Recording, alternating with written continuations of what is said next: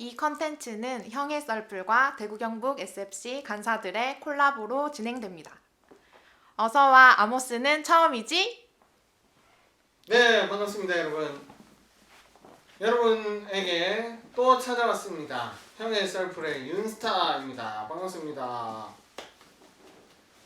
네, 대구 경북 SFC 황성아 간사입니다. 반갑습니다. 네, 이 방송은 우리 형의 썰풀과 대구 경북 SFC 간사들의 콜라보로 진행되는 것을 여러분에게 알려드리면서 이번 학기 특별히 대구 경북 SFC 성경 본문 아모스를 어떻게 읽어야 하는지, 그리고 그 본문의 내용은 무엇인지를 우리가 함께 살펴보는 코너입니다. 우리 지난 학기에는 어서와 에스더는 처음이지로 여러분에게 찾아갔었는데요. 이번 학기에는 어서와 아모스는 처음이지 라는 컨텐츠로 여러분에게 찾아가려고 합니다. 네, 이 컨텐츠에 앞서서 간사님 혹시 네. 힘드신 일이 있으십니까? 머리도 약간 산발이시고 네, 수염도 안 자르시고 네. 상황을 설명하지 않으면 왠지 운동원들이 간사인지 모르겠죠? 그것도 그런데 큰일을 치르는 게 아닌가 하는 걱정을 할 것 같습니다. 다른 건 아니고 지금 다들 코로나 바이러스 때문에 격리도 되어 있고 뭐 어려운 상황이잖아요. 무엇보다 우리가 제일 힘든 건 주일날 교회 가지 못한다는 거. 네. 네, 그게 힘든 부분 중에 하나인데, 그래서 뭐 의도적으로 기른 건 아니고 어쩌다 보니 이렇게 됐는데요. 그래서 이렇게 좀 있다가 예배당에 가서 교회를 예배를 드릴 수 있게 되었을 때 전날 네. 머리도 자르고 수염도 자르고 이렇게 하면 좀 뭔가 마음이 새로울 것 같아서. 아, 네, 그래서 뭐 일단은 이왕 이렇게 된 거. 네. 저는 사실 이렇게 기를지 몰랐어요. 네. 네, 그래서 한번 뭐 길러보자. 네. 네, 약간 거지 왕초 같죠? 미안합니다. 영상을 찍으면서 이렇게 머리도 길고 수염을 길게 하신 분은 잘 없을 것 같긴 합니다. 어쨌거나 여러분들 양해를 좀 해주시기를 바라면서, 여러분 이렇게 생각하시면 좋을 것 같습니다. 그 하만이 금식하며 재를 뒤집어 썼을 때가 있습니다. 그때처럼 코로나19가 종식되기를 바라는 기도하는 마음으로 머리와 수염을 기르고 있는 우리 황상아 간사를 응원해 주시고 기도해 주시면 참으로 감사할 듯 합니다. 특별히 이번 학기에는 아모스서를 공부하게 됐습니다. 대구 경북 SFC가 아모스서를 공부하는데 아주 중요한 역할을 황상아 간사님 하셨다고 들었습니다. 아니 그런 것도 여기서 얘기해야 됩니까? 뭐 해야 안 되겠습니까? 네. 저희가 매 학기가 끝나는 정책회의 때 네. 다음 학기 본문을 뭐 하냐 네. 이제 우리가 논의를 하고 정하잖아요. 그때 그 간사님들 여러 의견이 있었지만 제가 아모스 한번 하시죠 이렇게 했어요. 네. 왜 그랬냐? 아모스 하면 제일 먼저 딱 떠오르는 게 공의를 하수같이, 그죠? 정의를 하수같이인가? 하여튼 5장에 나오는 그 말씀. 네. 네, 아주 유명한 그 말씀이 딱 생각나는데, 요즘 시대에서 국가와 교회의 관계, 그래서 교회가 국가를 향하여 어떤 태도를 취해야 되느냐, 그리고 이 시대를 우리가 어떻게 바라봐야 되느냐, 이 문제가 저뿐만 아니라 운동원들에게도 좀 중요한 문제가 아니겠냐, 그런 생각이 좀 들었어요. 그래서 그걸 어떤 성경적으로 뭔가 풀어줄 수 있고 하나님의 말씀이 우리 시대에게 어떤 것을 요구하는지를 말할 수 있는 중요한 본문 중에 하나가 아모스서겠다. 네, 그런 생각을 해서 같이 합시다 해서 간사님들도 합시다 이렇게 했는데, 네. 펼쳐보니까 네. 겁내 어려워요. 쉽지 않습니다, 여러분. 네. 네. 실제로 대구 경북 SFC 간사님들이 아모스서 공부를 하면서 지금 엄청나게 난감해하고 있다는 사실만 여러분 알아주시면 참으로 고맙겠습니다. 이 모든 게 황상아 간사님 때문이다라는 사실을 꼭 기억해 주시기를 바라면서, 아모스 이야기로 넘어가 보면 좋을 것 같습니다. 네, 그러시죠. 아모스 하면 어떤 게 떠오르십니까? 여러분 그 혹시 그거 아십니까? 어떤가요? 그 노란색 뚜껑에 초록색 딱풀 아시죠? 네, 땅굴 압니다. 딱풀 메이커가 아모스입니다. 오, 저희 집에 12개짜리 한 타스 네네, 아이들 유치원에서 쓰는 거. 네. 제가 그걸 보고 이거 아모스네? 그래서 아모스를 선택하신 건 아니죠? 이거 영상에 나갑니까? 나가시오. 네, 저는 아모스 하면 미용용품, 머리 손질하는 용품 중에 아모스 메이커가 있습니다. 저는 그게 생각나는데요. 뭐 둘 다 아는 게 메이커밖에 없고 이거. 어쨌거나 아모스 하면 여러분 요엘서 뒤에 있는 아모스를 기억하시면 좋을 것 같고요. 이제 이 아모스서에 대해서 조금씩 살펴보면서 아모스서에는 어떤 내용이 있는지를 우리가 함께 살펴보면 좋겠습니다. 간사님, 아모스서가 성경 어디에 위치하고 있습니까? 네, 일단 이 아모스서의 장르 그리고 성경에서의 위치를 파악해야 이것이 어떤 내용이 있구나 하는 걸 우리가 먼저 짐작할 수 있지요. 아모스서는 선지서에 속해 있습니다. 선지서. 선지서의 구분은 대선지서와 소선지서로 구분하는데요. 네. 분량이 많은 긴. 긴 네. 그렇죠. 분량이 많고 분량이 긴 선지서 5권. 네. 예레미야 일가는 좀 짧지만 네. 예레미야와 같은 저자가 썼기 때문에 예레미야서에 넣어서 이렇게 5권을 대선지서로 빼고 나머지 12권의 소선지서 중에 네. 호세아, 요엘, 아모스 네. 소선지서의 세 번째에 위치한 성경이 바로 아모스서입니다. 여러분 성경 위치가 잘 기억나지 않으시면요. 여러분 유튜브에서 성경 목록가를 쳐보시기 바랍니다. 그러면 성경 목록을 아주 잘 외울 수 있을 겁니다. 하나, 둘, 셋, 넷. 창세기, 출애굽기, 레위기. 아시죠? 요거 요거 따라 꼭 쭉 들으셔야 하시면 됩니다. 네, 성경에서 위치는 호세아, 요엘, 아모스라는 거 기억해 주시면 좋을 것 같고요. 네. 아모스의 큰 내용은 어떤 건가요? 한마디로 딱 얘기하자면 네. 아모스 하면 심판 선언 이렇게 생각하시면 되겠습니다. 심판선언요. 네, 좀 무겁죠.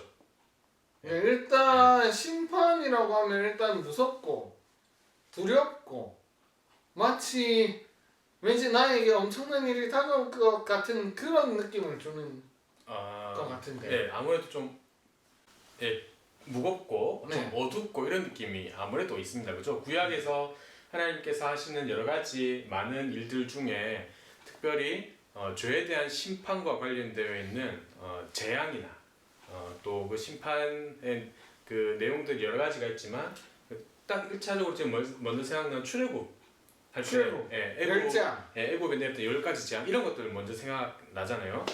그와 비슷한 분위기의 심판 선언이 아모스서의 전반을 다 흐르고 있습니다. 그러니까 읽으면서 되게 좀 마음이 무거워지기도 하고요. 네. 난 과연 어떻게 살아야 될까 이런 생각이 좀 들기도 하고요. 그렇죠. 그러면 이번 학기 큰 모임은 초상집 같은 분위기가 되는 건가요? 일단은 처음부터 끝까지 쭉 가보면 조금 어떤 내용인지 가늠이 좀 오겠죠. 네. 여러분들 너무 걱정하지 말기를 바랍니다. 우리 간사님들 열심히 준비하고 있는데요. 큰 모임이 초상집에서 어떻게 잔치로 변하는지 간사님들이 책임지고 말씀을 전할 테니까요. 여러분 꼭 기억하시고 기대하시면 좋을 듯 합니다. 그러면 아모스서 오늘 시간은 아모스서 개관을 하는 시간이라고 들었습니다. 아모스 개관을 하려면 성경 어디를 봐야 하나요? 무엇보다도 그 선지서에는 시작하는 지점, 쉽게 말하면 1장 1절, 뭐 길게는 2절, 요 짧은 구절 안에 그 선지서의 중요한 정보들을 잘 담아주는 선지서들이 많습니다. 그러면 이번에도 아모스 1장 1절이나 2절까지 보는 게 중요하겠네요. 그렇죠.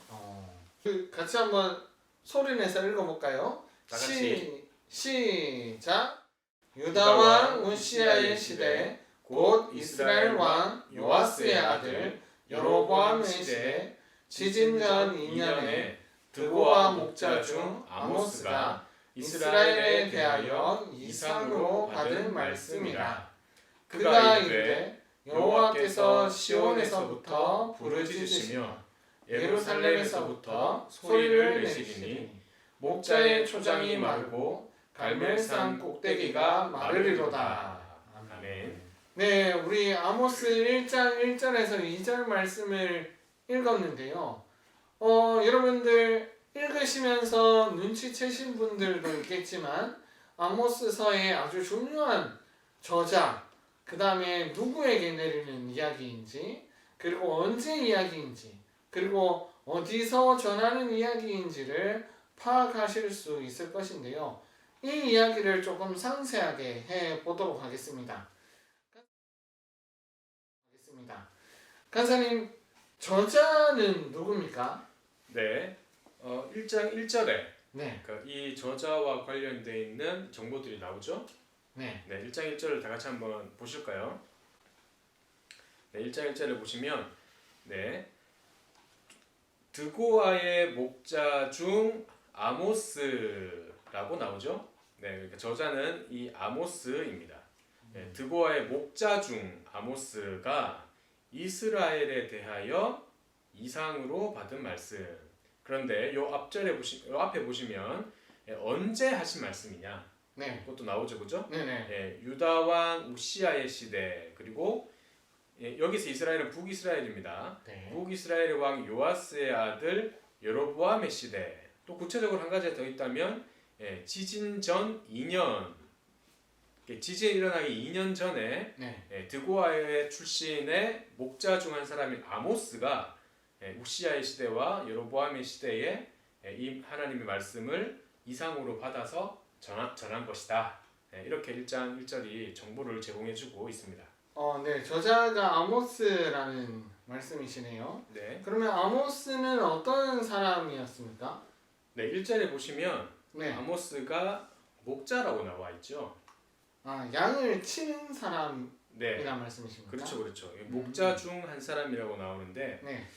히브리어 성경에 목자라는 단어 일반적으로 네. 양을 치는 목자라는 단어와 조금 다른 단어가 여기 쓰였어요. 그러니까 아모스를 사람들이 일반적으로 알려져 있는 아모스의 직업이 목자, 또는 농부 이렇게 해서 우리 시각으로 볼 땐 조금 천한 사람 이런 느낌이 좀 듭니다. 그래서 일반적으로 알려져 있기를 아모스는 신분이 천한 선지자였다.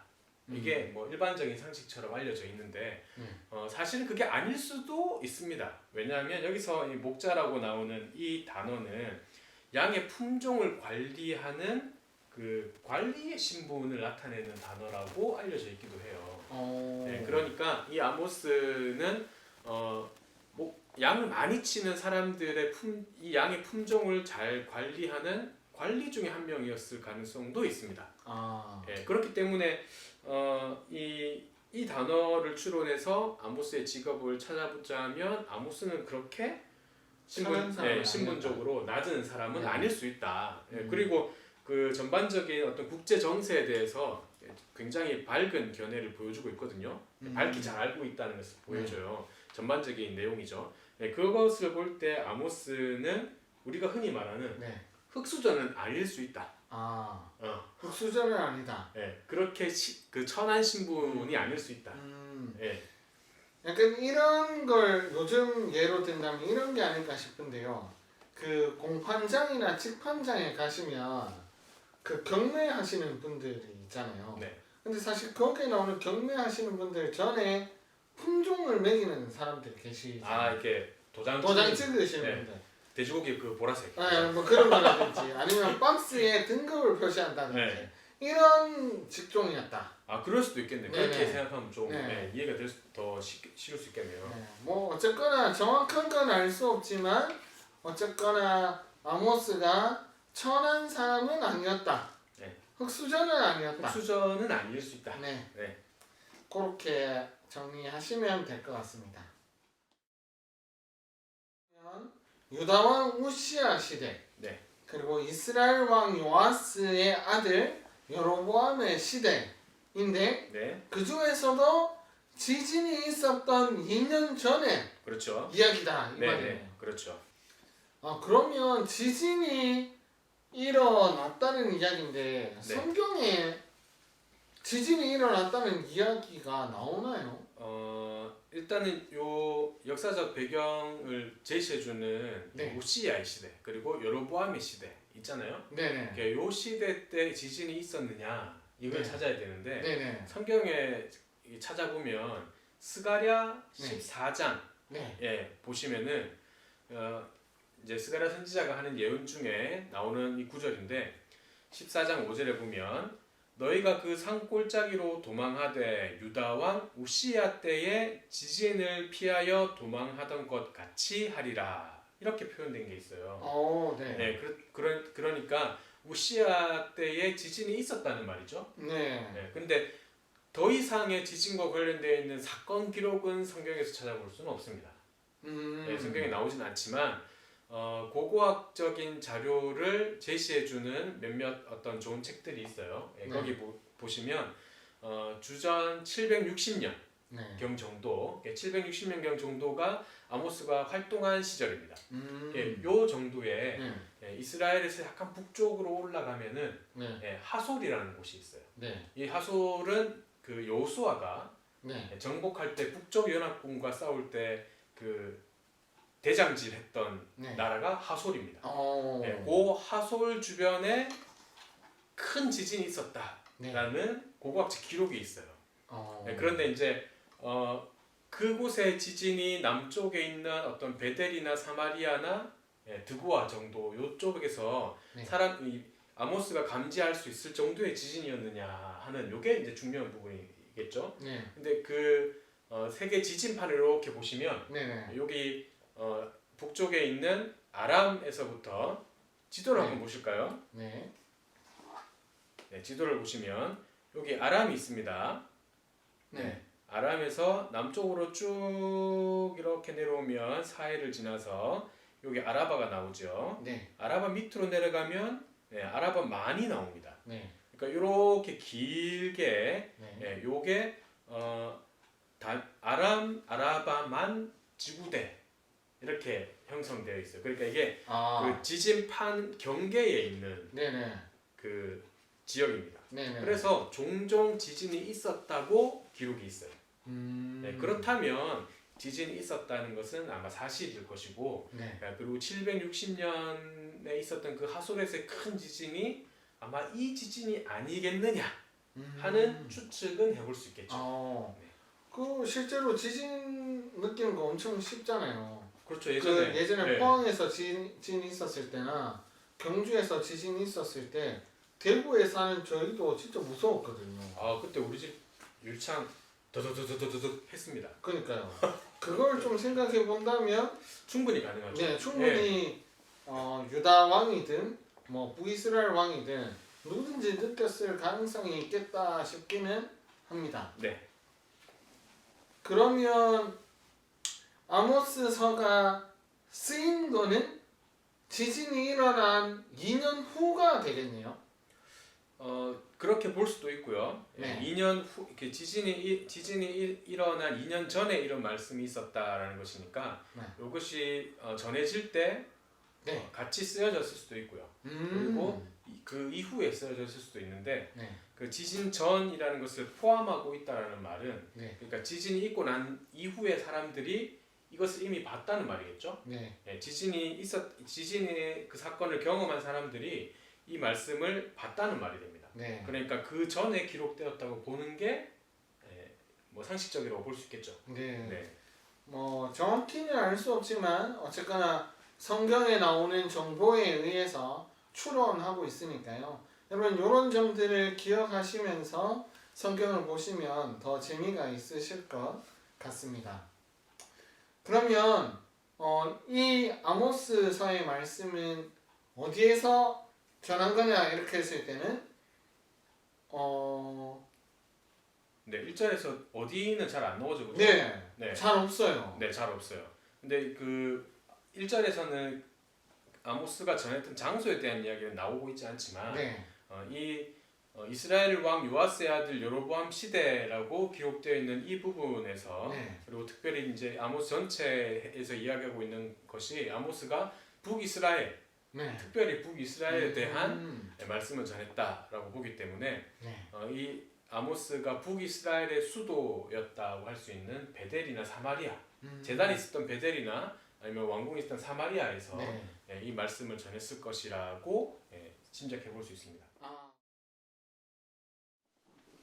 네. 북이스라엘에서 활동을 했으니까 사마리아 중심의 어떤 그런 지도나 이런 것들을 보면서 설명을 해주시면 조금 더 그렇겠죠? 선명하게 볼 수 있을 것 네. 같은데요. 네, 지도를 한번 보시죠. 네, 지도를 보시면 여기 보시면 드고아 보이시죠? 드고아. 예루살렘 남쪽으로 약 16km 정도라고 합니다. 요 드고아 출신의 아모스, 그러니까 아모스는 남유다 출신이라고 볼 수 있어요. 네, 그렇네요. 지금 아모스가 활동할 때는 이렇게 북과 남이 나누어져 있는 분열왕국 시대니까 네. 남쪽 출신의 드고아 사람 이 아모스가 북쪽으로 올라가서 여기 베델 보이시죠? 네. 베델과 사마리아 이쪽에서 활동했을 거라고 볼 수 있습니다. 그리고 이 사마리아는 오므리라는 북이스라엘 왕. 네. 여러분 혹시 아합 왕 아시죠? 네. 북이스라엘 중에 아마 가장 악한 왕으로 알려져 있고 엘리야가 또 탁 등장하는 네. 아합 왕 시대에 이 사마리아가 수도 역할을 하게 됩니다. 자, 그러니까 요 사마리아가 왕궁이 있었다고 볼 수 있고 베델은 르호보암과 여로보암이 나누어질 때 남북으로 나누어질 때 여로보암이 예루살렘으로 순례가는 절기를 지키기 위해서 가는 이 자기 북이스라엘 지파 사람들을 막기 위해서 베델에다가 새로운 단을 세웁니다. 그래서 베델은 아주 대표적인 하나님이 아닌데도 불구하고 하나님이라고 속였던 우상을 섬기는 유명한 제단이 있는 곳 이렇게 이해할 수 있겠죠. 네. 그러니까 남유다 출신의 아모스가 북이스라엘에 가서 제단이 있는 곳과 왕궁이 있는 곳에서 하나님의 심판의 메시지를 전했다 이렇게 이해할 수 있겠습니다. 네, 결국 아모스는 월북을 해서 활동을 했네요.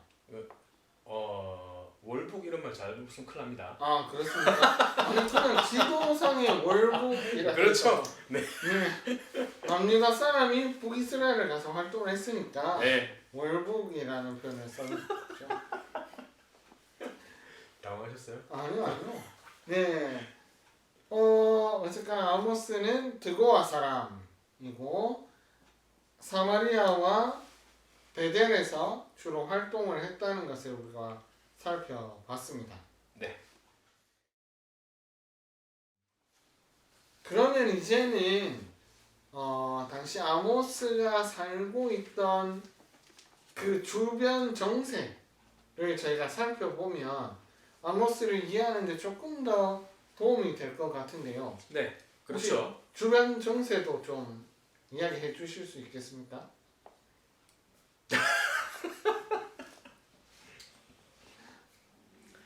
네, 같이 지도를 한번 보시죠. 당황하셨나요? 이렇게 되게 뭔가 낯뜨겁고 부끄럽습니다. 자, 이 지도를 일단 보시면 여러분들 보고 있는 이 지도가 그 9세기, 8세기쯤에 고대 근동의 형세입니다. 여기 보라색으로 표시되어 있는 부분 보이시죠? 이 보라색 표시가 그 당시에 가장 강대국이었던 바로 아수르의 영토라고 볼 수 있습니다. 아수르와 그리고 거기 서쪽으로 조금 가면은 아람이 있죠.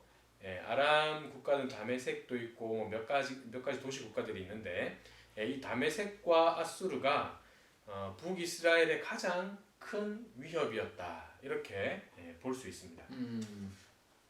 성경에 보시면 아수르의 뭐 살만 에셀 3세 뭐 이런 이름도 나오고 네. 다메섹에는 뭐 하사엘, 벤하다 뭐 이런 이름들이 나옵니다. 네. 열왕기 상하에 보면은 이런 이름들이 나오는 이 사람들이 다 아수르와 또 아람의 왕들의 이름이에요.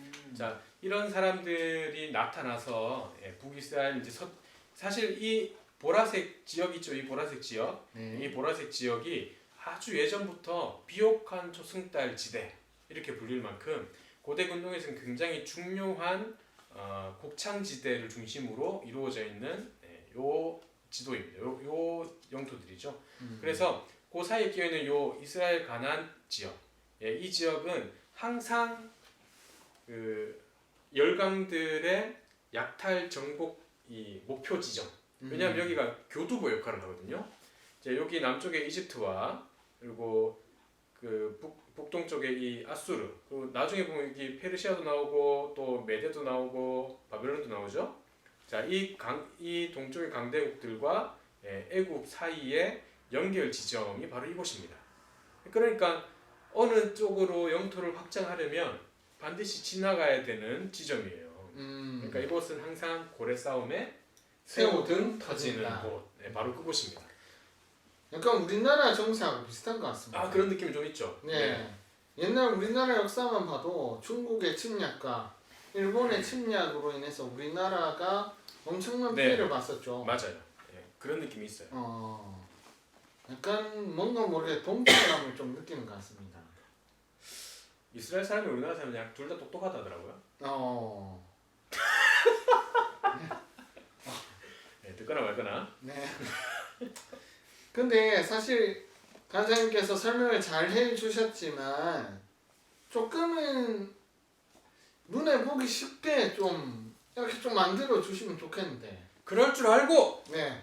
제가 그럴 줄 알고 네. 여러 가지 책을 네. 참고해서 제 나름대로 네. 아주 짧은 연도표를 하나 만들어 봤습니다. 네. 한번 그림을 보실까요? 약간 잘 안 보시죠? 이거 뭐라 적어놨는지 잘 모르겠습니다. 네, 여기 가운데 요게 연도입니다. 연도. 요건 연도고 네. 그리고 초록색은 남유다, 그리고 요 주황색은 북이스라엘, 파란색은 아람, 그리고 노란색은 아수르입니다.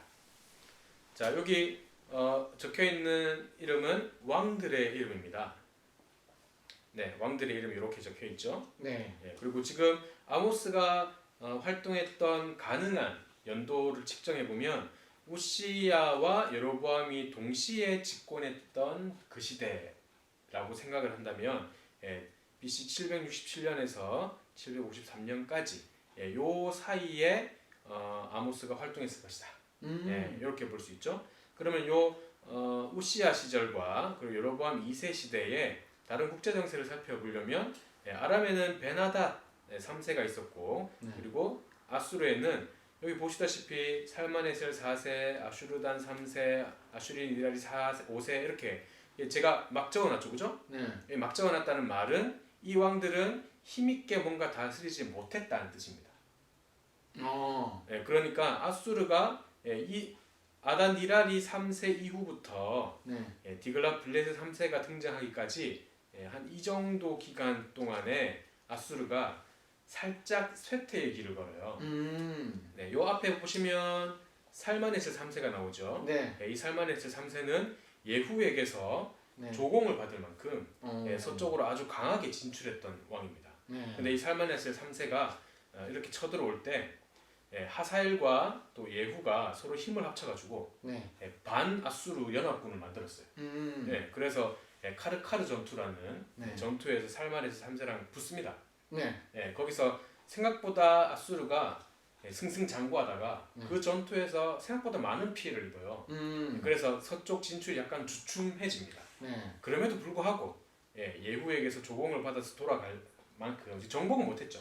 정복은 못했지만 조공을 받아서 돌아갈 만큼 힘있고 아주 강력한 왕이었는데 살마네 3세가 죽고 난 다음에 약간 주춤해집니다. 그 틈을 타서 성경에 보시면 이 예후 시절에 하나님께서 이 예후에게 4대까지 약속하셨잖아요. 그래서 여호아스 시절에 북이스라엘의 어떤 괴로움을 보시고 특별히 아람 하사엘로부터 받는 학대를 보시고 하나님이 그들에게 구원자를 보내시겠다고 약속하셨는데 네. 아마도 그 구원자는 이 아수르의 아닷 니랄이 3세일 가능성이 큽니다. 아닷 니랄이가 아람을 침공을 해요. 네네. 그래서 안 그래도 약간 쇠퇴한 느낌의 아수르가 이 아람을 침공하는 바람에 아람 하사엘이 북이스라엘 신경을 쓸 여력이 조금 없어지는 거죠. 네. 그 틈을 타서 그 틈을 타서 여호아스가 아람에게서 몇 가지 성읍을 다시 되찾아옵니다.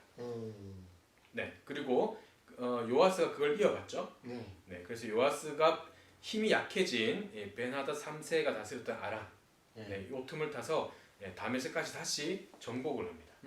네, 그 이후에 이 아수르도 약간 쇠퇴의 길을 걷고 아람도 벤하닷 3세 이후로 아람은 결국 디글라플레스 3세에 의해서 멸망합니다.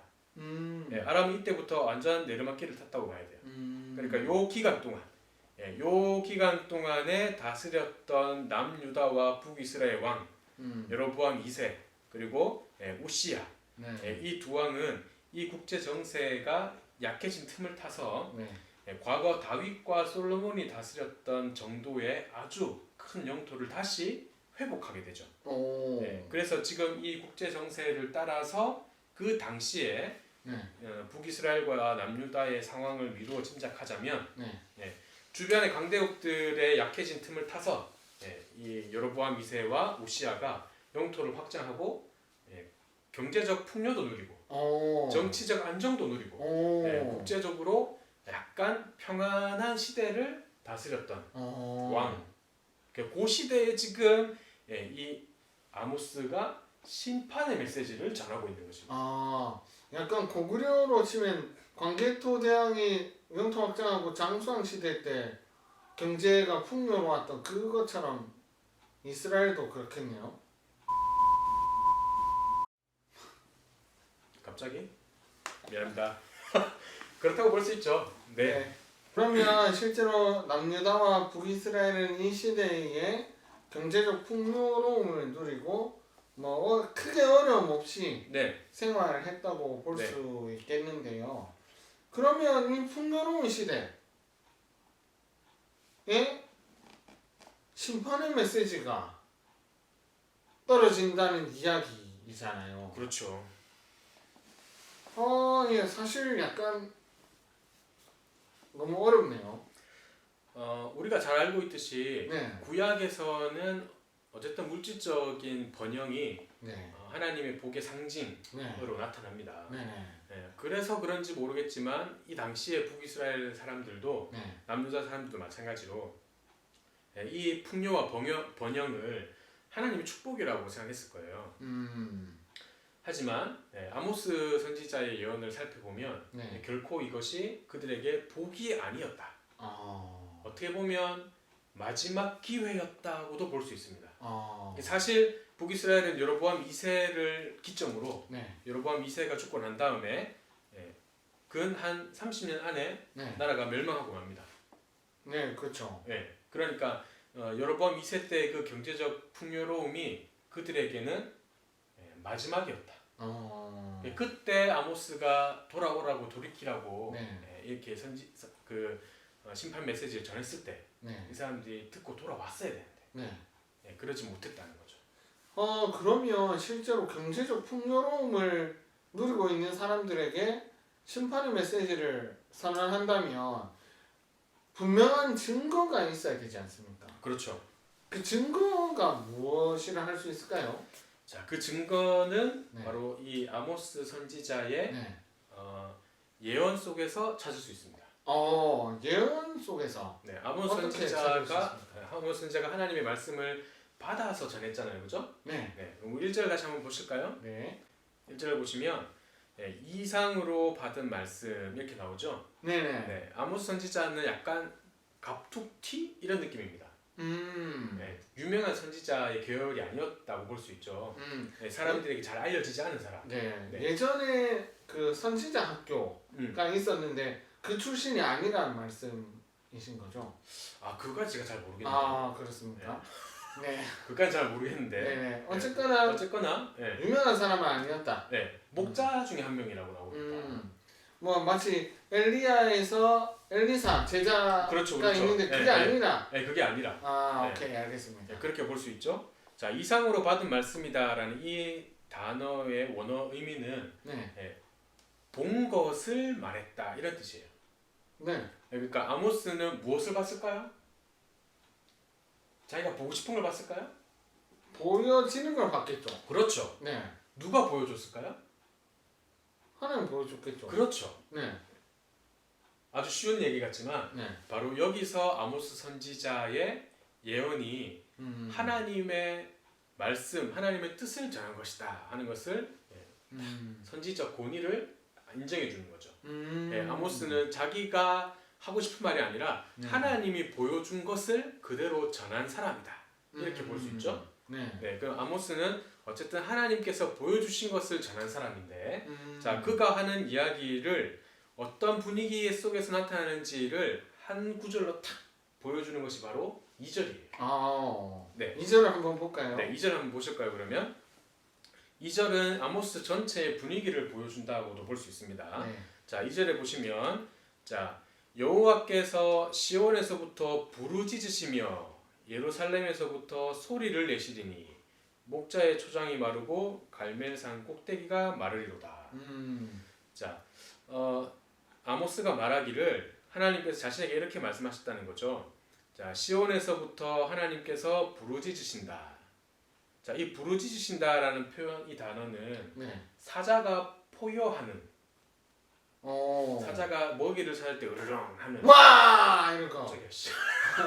이런 거죠. 그렇죠. 네. 예, 그 사자의 포효를 그 표현할 때 쓰는 단어를 썼다고 해요. 네네. 그 사자가 부르짖는 것처럼 여호와께서 시온에서부터 부르짖으신다. 시온은 흔히 우리가 상징적인 하나님의 도성 네. 이렇게 알려져 있죠. 자, 그래서 시온을 곧 우리가 뒤에 나오는 예루살렘과 동일시할 수 있습니다. 그죠? 네. 네, 그리고 예루살렘에서부터 소리를 내시리니, 그렇다면 여기 시온과 예루살렘 그리고 부르짖는 것과 소리를 내는 것, 네. 이것은 같은 의미의 단어들이 반복해서 사용되었다고 볼 수 있습니다. 네. 자, 그 결과, 그러니까 하나님께서는 지금 백성들을 향해서 사자가 부르짖듯이 네. 소리를 크게 내신다는 말이에요. 네. 그리고 여기에 뒤에 나오는 소리를 내시리니, 이 단어는 네.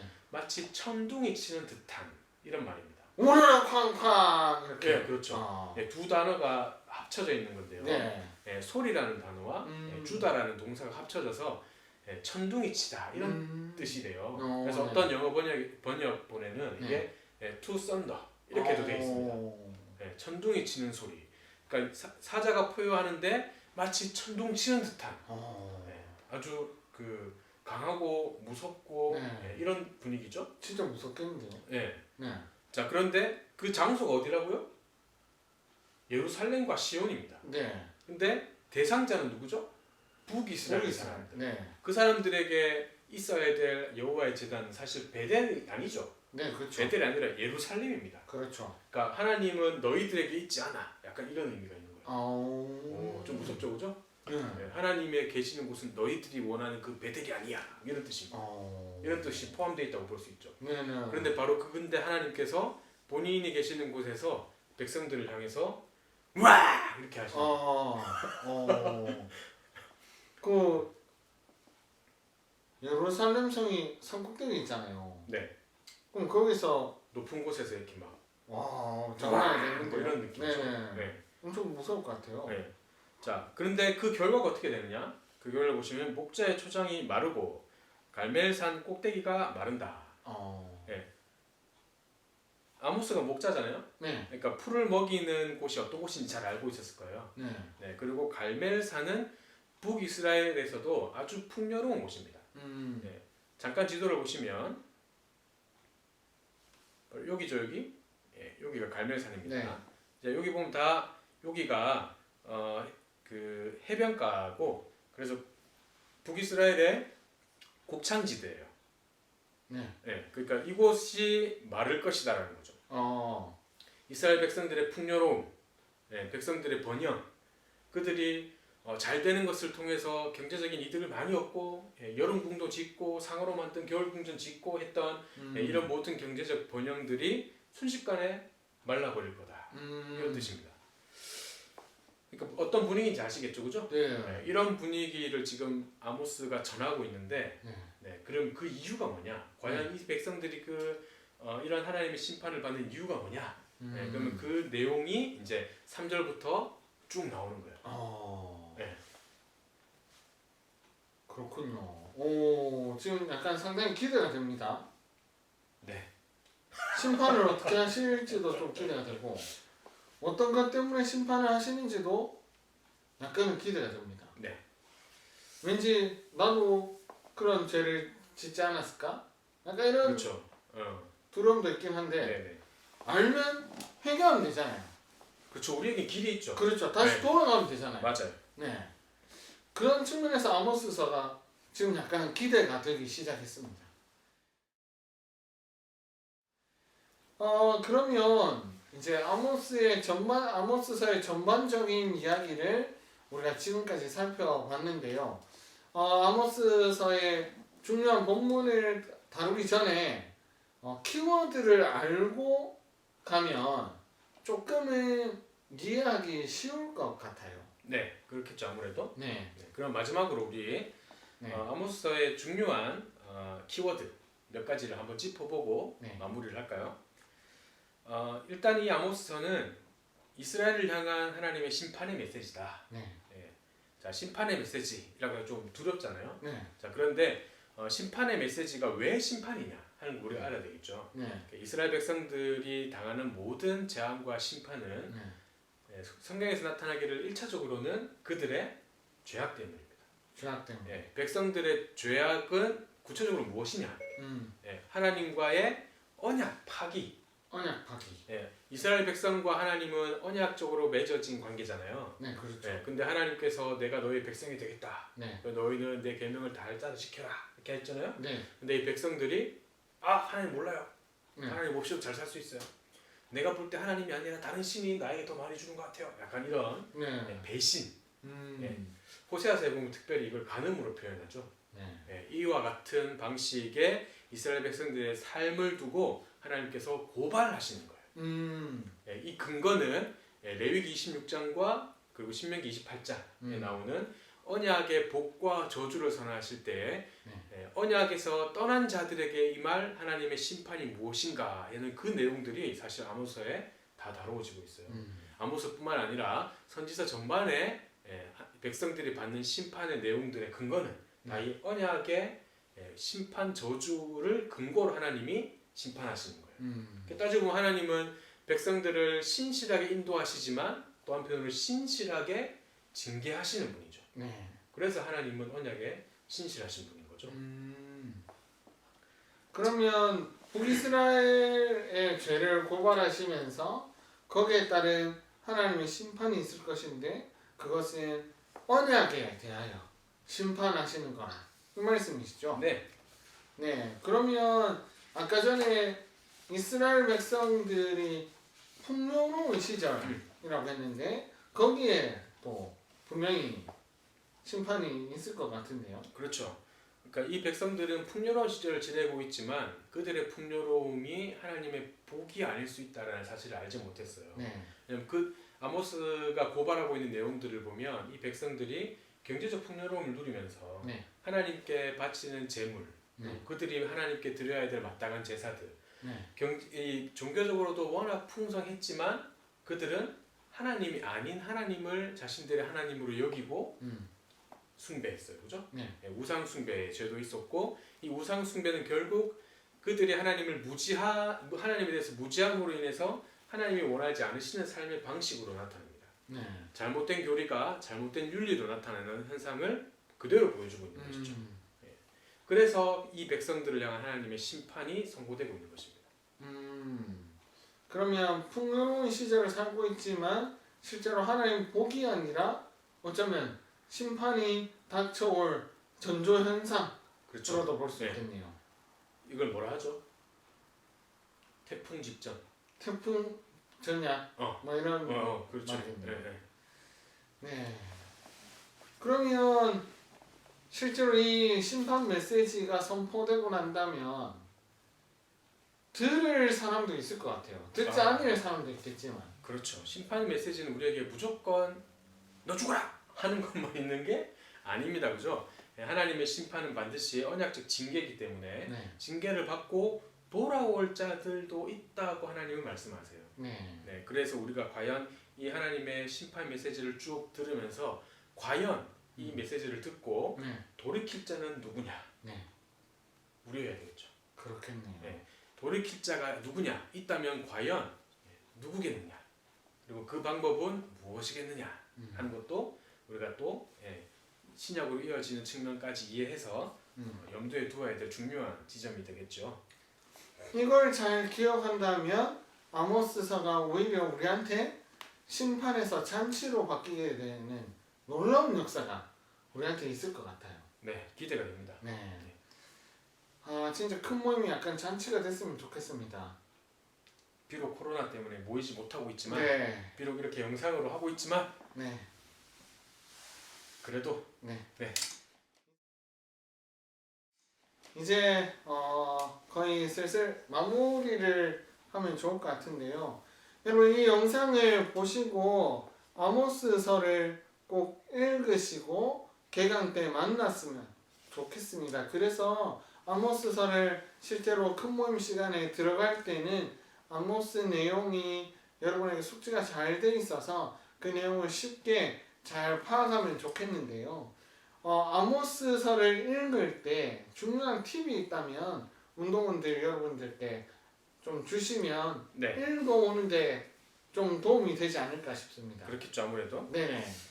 네, 아모스서를 읽다 보시면 계속해서 어떤 반복적인 표현들이 나타나는 것을 아마 발견하실 수 있을 거예요. 네. 네, 그것이 이제 아모스가 하나님께로부터 받은 예언의 말씀을 어떻게 전하고 있느냐 하는 어떤 형식이죠. 글의 형식. 네. 네, 그 글의 형식을 한번 잘 살펴보시면 단락 나누어서 이해하기도 쉬우실 것이고, 네. 아 그럼 이게 무슨 내용이구나, 이거는 무슨 내용이구나 하는 게 조금 이해가 될 거예요.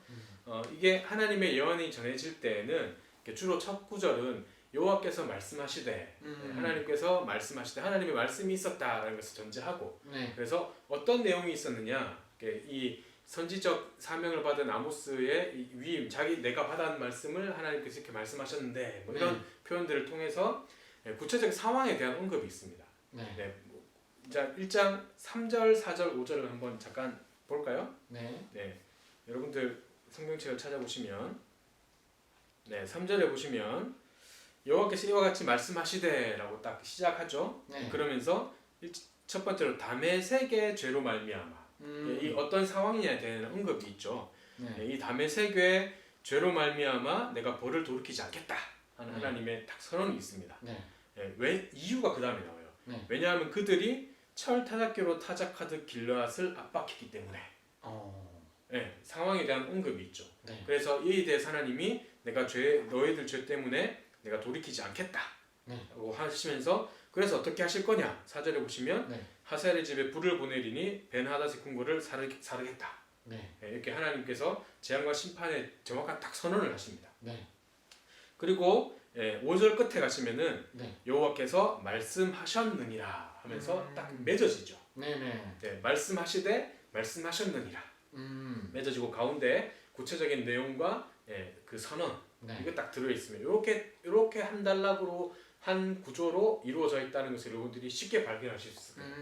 3절부터 5절 나오고 또 6절부터도 나오고, 그래서 네. 다메섹, 아람, 에돔, 모압 이렇게 쭉 나옵니다. 네. 이렇게 살펴보시면은 전반적인 구조가 훨씬 더 눈에 잘 들어오실 거예요. 사실 선지서를 읽는데 어려운 게 무엇이냐면 내용이 어디까지 단락이 맺어지는지 끊기가 굉장히 어렵단 말이죠. 네, 그렇죠. 이것을 잘 파악할 수 있는 게 바로 이 구조를 좀 파악을 해서, 특별히 이 선지서를 읽으면 훨씬 더 내용을 분명하게 읽으실 수 있는데요. 다시 한번 말씀해드리면 도입이 있고요. 그 다음에 위임을 하고 상황에 대한 언급을 합니다. 그리고 전환점이 있고요. 그 다음에 재앙과 심판에 대한 하나님의 선언이 있고 거기에 대한 결론이 있다는 것. 여러분 이것을 유의하셔서 아모스서를 읽으시면 아무래도 분명하고 재밌게 아모스서를 읽을 수 있지 않을까 싶습니다. 지금까지 우리 아모스서 개관을 했는데요.